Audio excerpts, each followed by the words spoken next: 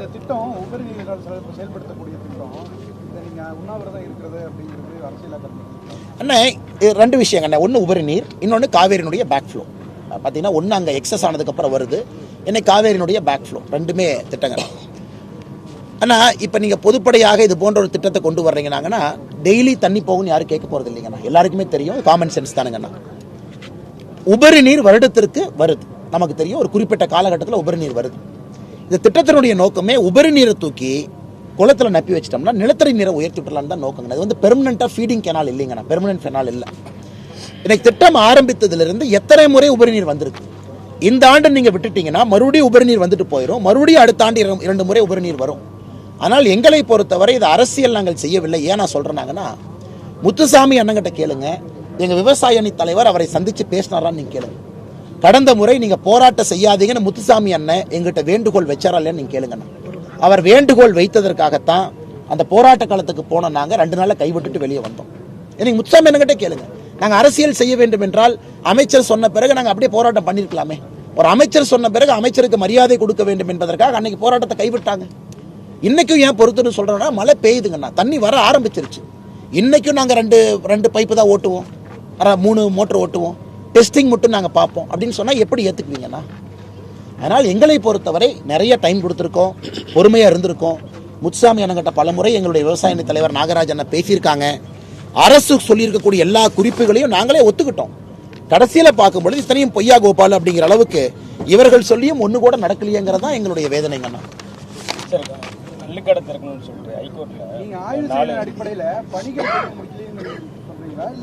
அண்ணா ஆய்வெல்லாம் அண்ணா உண்மையால் நாங்கள் ஆய்வு பண்ணலீங்கண்ணா. நான் ஆய்வு பண்ணுறதுக்கு நம்ம யாருங்கன்னா ஆய்வு நம்ம பண்ணல.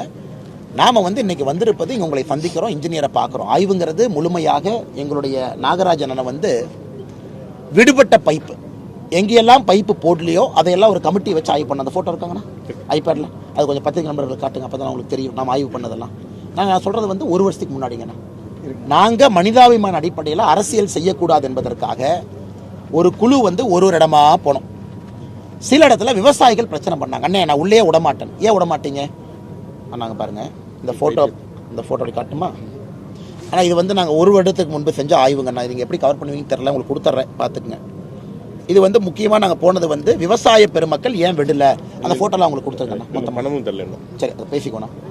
அப்போ ஒரு 10-15 விவசாயிகள்கிட்ட பஞ்சாயத்தை நாங்கள் பண்ணோம். உதாரணத்துக்கு பாரதிய ஜனதா கட்சி சார்ந்த விவசாயிகளாக இருக்கலாம், பொதுப்படையாக இருக்கக்கூடிய விவசாயிகள்கிட்ட நாங்கள் ரெக்வஸ்ட் பண்ணோம். உண்மையை சொல்லணும்னா இந்த 1/3 பணமும் யாருன்னா கொடுத்துருக்குறாங்க. நம்ம சொன்னால் அப்புறம் பத்திரிகை நண்பர்கள் கோச்சுக்குவாங்க. விவசாய பெருமக்களுக்கு மொத்த பணம் கொடுக்கணும்ல, 3/1 பங்கு யார் கொடுத்துருக்காங்க? கான்ட்ராக்டர் கொடுத்துருக்காங்க.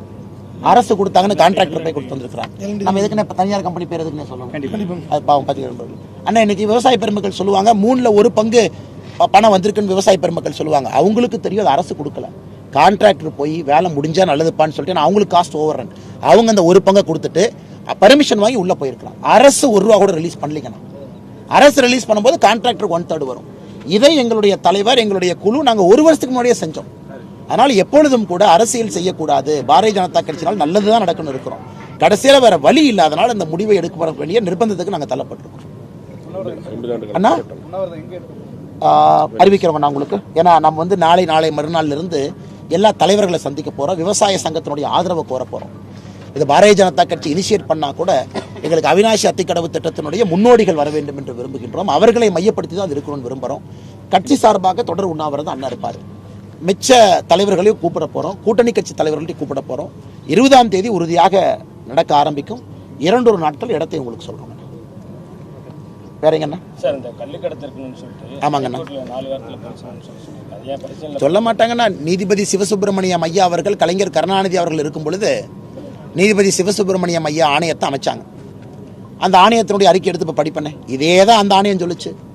அதாவது உடம்புக்கு கெடுதல் ஏற்படக்கூடிய ரசாயன பொருட்களை நீங்கள் மதுபானமாக கொடுக்குறீங்க. அப்படி இருக்கும் பொழுது கள்ளுக்கடையை தடை செய்வதற்கு அரசு சொல்லக்கூடிய காரணத்தை ஏற்றுக்கொள்ள முடியாதுன்னு யார் சொன்னா? நீதிபதி சிவசுப்பிரமணியம் ஆணையம். அமைச்சது யார்? கலைஞர் கருணாநிதி ஐயா. அந்த ரிப்போர்ட் அப்படியே தூக்கி குப்பத்தொட்டில் போட்டாங்க. அதை வந்து அசம்பிளியோட வைக்கல. ஏன் அதை வச்சாங்கன்னா எல்லாம் கேள்வி கேட்பாங்க. ஆனால் இது திமுகவுக்கு புதிது இல்லைங்கண்ணா. கலைஞர் ஐயா இருக்கும் பொழுதும் நீதிபதி சிவசுப்பிரமணிய ஆணையத்தினுடைய அறிக்கையினுடைய தெளிவாக இருக்கு. இன்னைக்கு உயர்நீதிமன்றம் அப்படி ஒரு ஸ்டெப் முன்னாடி போயிருக்கிறாங்க. நீங்கள் கன்சிடர் பண்ணலாமே, நீங்கள் யோசிக்கலாமே, இதை பற்றி நீங்கள் அறிவுறுத்தலாமே அப்படின்னு தான் சொல்ல முடியும். ஒரு கோர்ட் வந்து பண்ணுங்கன்னு எங்கேயும் சொல்ல மாட்டாங்க. அதனால் இன்றைக்கும் திமுகவை பொறுத்தவரை கையில் எடுக்க மாட்டாங்க. காரணம், அவர்களுக்கு இல்லீகல் லிக்கர் மூலமாக, ஸ்பிரிட் மூலமாக, டிஸ்டிலரி மூலமாக வருமானம் வரும் பொழுது எதுக்கு வந்து கள்ளுக்கடையில் கை வைப்பாங்க? அதனால் எங்களுடைய கள்ளுக்கடைக்கு போராட்டம் தொடர்ந்து கொண்டே இருக்கும். அதற்கான காலம் வரும். அது பாரதிய ஜனதா கட்சியினுடைய காலத்தில் நடக்கும் என்கிற நம்பிக்கை எங்களுக்கு இருக்கு.